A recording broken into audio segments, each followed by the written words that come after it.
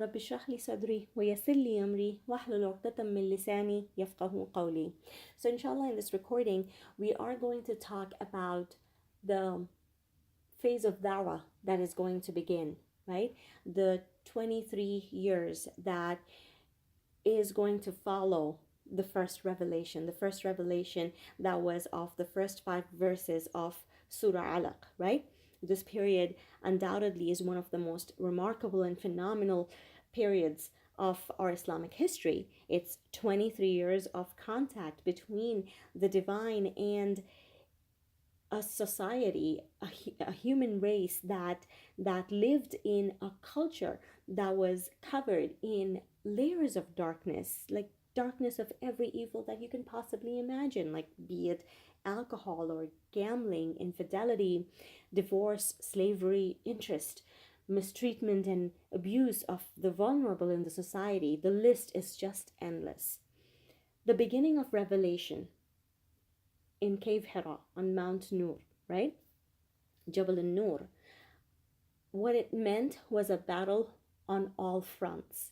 You just studied the social, political, and economic conditions that prevailed in the pre-Islamic society, the Jahili society. Now, imagine that society with these characteristics and much more, completely transformed in a span of 23 years.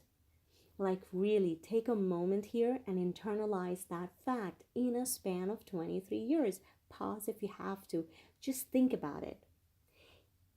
Once you begin to study these 23 years, you are going to witness stories, phenomenal stories of change and firm will and determination, be it through Bilal radiallahu anhu, or Abu Bakr radiallahu anhu, or Sumayya radiallahu anha, who were amongst the first converts to Islam, or Khalid ibn Walid radiallahu anhu, Ikramah ibn Abi Jahl radiallahu anhu in the later years of Seerah, or the Prophet sallallahu alaihi wasallam himself, his experiences of endurance and patience through the different trials and tribulations that he went through while establishing this beautiful religion of ours. We are going to dive into these 23 years. We are going to extract lessons and draw inspiration.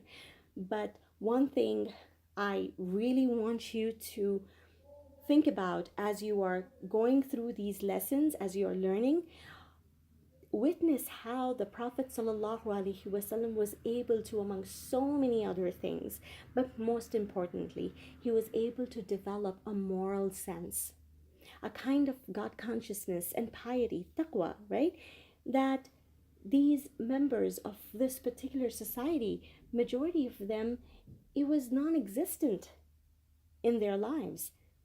Be it a shepherd or a desert nomad or a ruler or a prince or a youth from the elite like Mus'ab ibn Umair. The message revolutionized and impacted their lives to such an extent that, again, the number comes up, in a span of 23 years, they became scholars of religion, teachers, leaders, nation builders, and whatnot. I mean, just think about it. Almost everyone from this stage, you will learn, he becomes a leader and a person of great influence. Even today, the world still continues to take lesson from their lives and seek inspiration. Now, while I end this recording, one question that I really want you to think about. The Prophet ﷺ, he receives revelation at age 40, right? He then passes away at age 63 after 23 years of being a prophet, right? Now, in your opinion, do you think he ﷺ would have had the success of the 23 years had it not been for the experiences of the 40 years before prophethood, like his life before prophethood, which you just covered?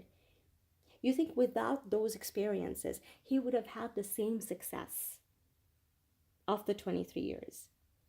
Think about it, jot down few points, bring some facts, don't just come with a yes or no, and be prepared for a class discussion. All right, so inshallah, in the next recording, we're going to break down this phase of da'wah, and we're going to see exactly when, what happens, and how everything just unravels and Islam begins to eventually become this force in the Arabian Peninsula, inshallah.